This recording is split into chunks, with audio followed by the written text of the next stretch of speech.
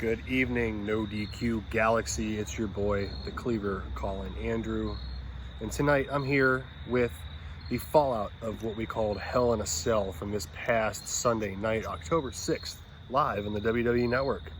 So, this pay-per-view had its ups and its downs, and we're going to get right into it real fast. So we started out the show, the pre-show, with Lacey Evans versus Natalya. We've seen this match 100 times. Natalya picks up the win via sharpshooter. Nothing much to write home about on this match. We kick off the main show with Becky Lynch defending her Raw Women's Championship against the boss, Sasha Banks, in a Hell in a Cell match. And I thought these two women stole the show, in my opinion. They did great. We saw some offensive moves inside that cell that I've never seen before. There was one point, Sasha started it. She put two kendo sticks into the corners, wedged in the corners of the cell. Becky ups it by stacking a steel chair on top and securing it with another kendo stick, setting Sasha on that chair and then diving, straight diving on her from the side of the ring, from the ropes. Wow. We saw a Meteora by Banks into a ladder that she had set up against the cell, had Becky Lynch here, and then Meteora right off the side of the ring into her. It looked like she hurt her shins more than anything, but these two women really tore it down. I believe Noah Foster, this is a shirt, by the way, you can find that at nodq.com/merch. Noah Foster had pointed out on Twitter that there was 13 steel chairs thrown into the ring at one point. We saw Becky hit a Bexploder onto the pile of chairs, which eventually she rolled into the, oh God, I can't remember what her finishing move is, the armbar, which caused the tap out and the victory. But these two women, honestly, I thought, in my opinion, truly tore it down. Next on the card was Roman Reigns and Daniel Bryan against Harper and Rowan. Always so good to see Harper and Rowan back, but what is up with that music? Can we get the original, like their original music back from when they were in NXT, or when Luke Harper was solo? What was it, Swamp something by, I think it was CFO who did it, but still. Can we get his old music back, because it was 10 times better, it fit them better, it was a little more upbeat, a little more in your face. This slow crap they're coming out to now, no bueno. These two dudes tore it down. It was supposed to be a tag team match, but got turned into a tornado tag team match. So we saw devastation from chairs, or not chairs, from the stairs, throwing through, people throwing on tables. We saw Harper do a tope suicida to the outside to Roman Reigns, and I thought the dude lost his eye on the announcer's table, folks. He hit so hard on the corner of that table, I really thought he lost his eye, and he sold it like he lost his eye for a second. I was expecting blood, something from this, but Roman Reigns and Daniel Bryan picked up the victory. Needless to say, my predictions video that I did for this pay-per-view, I didn't do too hot whatsoever. We rolled into this pay-per-view with only 4 matches, so I mean, I screwed the pooch big time. Daniel Bryan at the end extended the handshake and decided to go against it, and then he did the hug. He brought it in, folks. He wanted to hug it out with good old Roman. And Roman thought about it for a second, and we got the yes chants going. They hug it out, folks. We got the old Daniel Bryan hug fest back. And Roman commented on it later on, and he said that kind of reminded him of being in the Shield for some reason, but I don't understand why.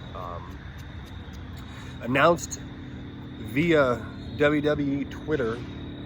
Of course, there's so much noise when I finally decide to do this. I tried to go live earlier, and it didn't work out at all, and I've been frustrated with it all day. So of course I get time to do this, and now we got a plane flying overhead. But announced WWE Twitter earlier Sunday, we got the club against War Raiders and a mystery partner. That mystery partner turned out to be the Monster Among Men, Braun Strowman. So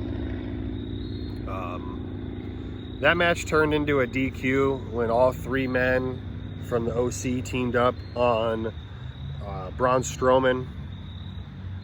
Don't know why they had this match. They should have just had it. The club, which is Anderson and Gallows against War Raiders for a #1 contendership title match, or a #1 contendership slot. But if you watched Raw this past week, you saw War Raiders beat the tag team champions in a non-title match. So hopefully Viking Raiders, War Raiders, I bounce back and forth calling them that. I still call them War Machines. So if you hear me say differently, I'm talking about the same team.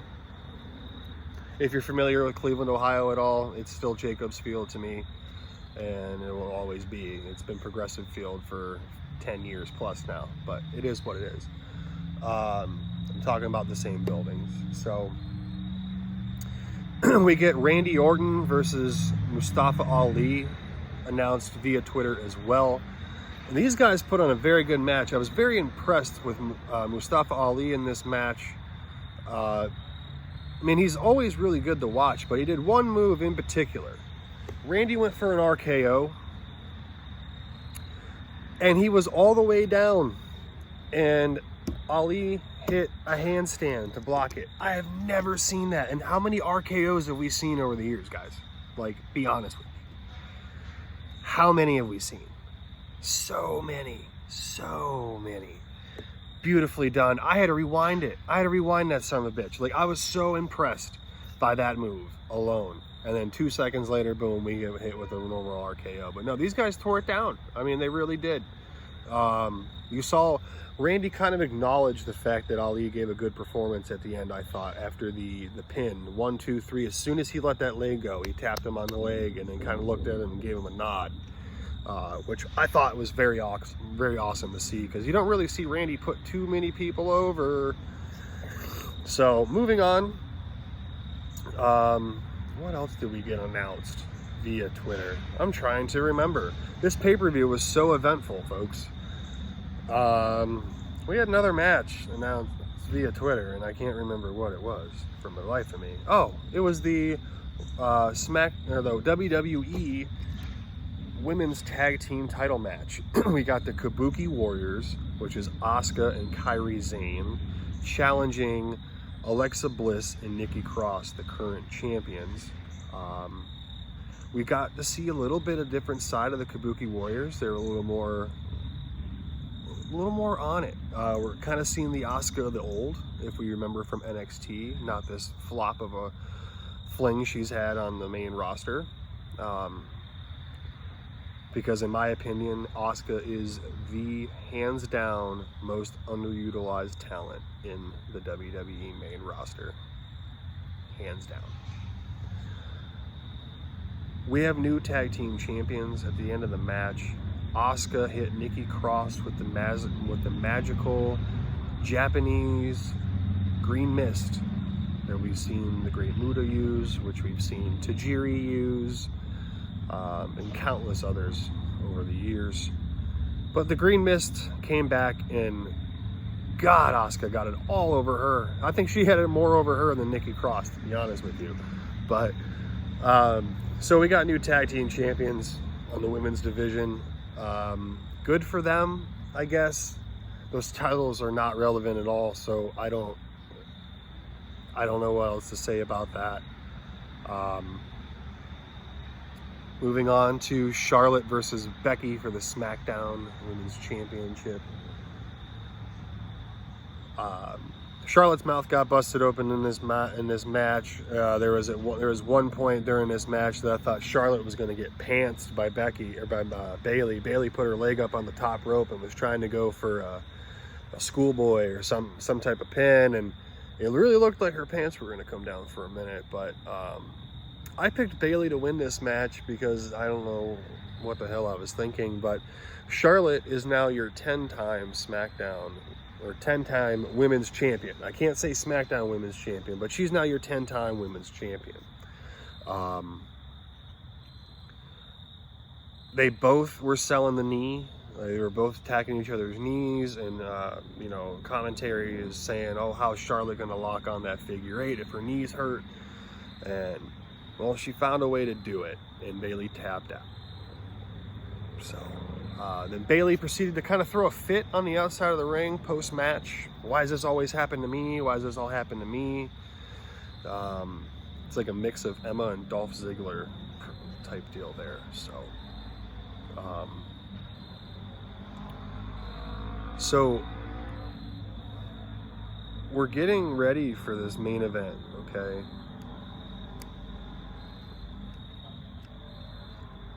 Oh, Tamina Snuka won the 24/7 championship from Carmella. And then Carmella ended up hitting her later on when she tried to throw Funaki in the situation with R-Truth. R-Truth was trying to do his karate stuff, and he's like, oh, I'm sorry. And then Funaki was like, oh, you, and started doing his karate moves. And then Tamina threw him into her, but then into R-Truth, but then turns around to a super kick from Carmella, and Carmella yells, pin him, or pin her, and R-Truth pins Tamina to retain or regain his 24/7 championship for the 20th time. Carmella jumps on his back, and boot scoot boogie they go. So we're moving on to the main event of the evening. Bray Wyatt versus Seth Rollins for the Universal title inside Hell in a Cell. This match shouldn't have been booked to begin with. If you had intentions on pulling the shit finish that you did, it had no intentions of doing anything with it and making both gentlemen look like lower than low in that match coming out of it, and the whole gimmick behind the Hell in a Cell gone. Just, what's it? Do you remember 20 years ago when Boss Man got hung from the cell and now we're getting a referee stoppage? Like, really? You saw Bray Wyatt no sell like a motherfucker at the beginning of the match. That's what you wanted. He's supposed to be a beast. He's supposed to be a fiend, a demon, an unstoppable force. Ugh. And what do we get? Stomp City from Seth Rollins. He throws a ladder and a chair on top of his face, hits it with a toolbox, smacks it with a goddamn sledgehammer, and boom, the referee stops the match. And the whole time, they have a red hue around the whole arena. The same lighting that Bray Wyatt came down to stayed the whole match. You couldn't see shit. There was one point, though, Bray Wyatt pulled out his big carnival hammer from underneath the ring, which was probably the coolest freaking part of the match. But after the damn match, you raise the cell, and then you have Bray Wyatt pop up like nothing fucking happened to him and take out Rollins. Why book this match when you're going to make both men look weak? What you could have done was had the fucking lights go out. You hear Wyatt's laugh through the speakers, the lights go on, the cage is empty, and the door is wide open. And there's like Mercy the Buzzard or something. I don't know. But you should have booked it a lot differently. The arena after it, because good brother Chris and good sister Cindy and Interstate Kyle were there. In the videos that I saw from tweeters and Instagram pages and YouTube clips, chanting AEW, chanting refund, chanting bullshit after bullshit after bullshit, and refund after refund after refund. Why in the hell would you have the worst ending to a pay-per-view possible in recent memory? When you had such potential, and you still have potential with Bray Wyatt, but the fact is, you guys fucked this ending up. Bad. Real bad. And on Raw and SmackDown, you don't even have them show up at all. Devon freaking Dudley got more screen time during Monday Night Raw this past week than your Universal Champion did.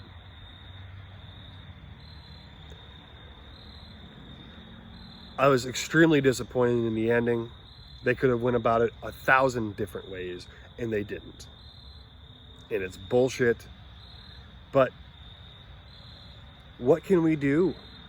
Remember when they said the authority is ours in December or whatever it was last year or some shit? I can't remember, but I remember it was recent. Oh, we listen to you. Oh, we listen to you. The hell they do.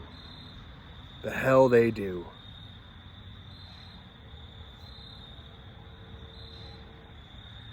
Vince McMahon. You were the cancer in WWE.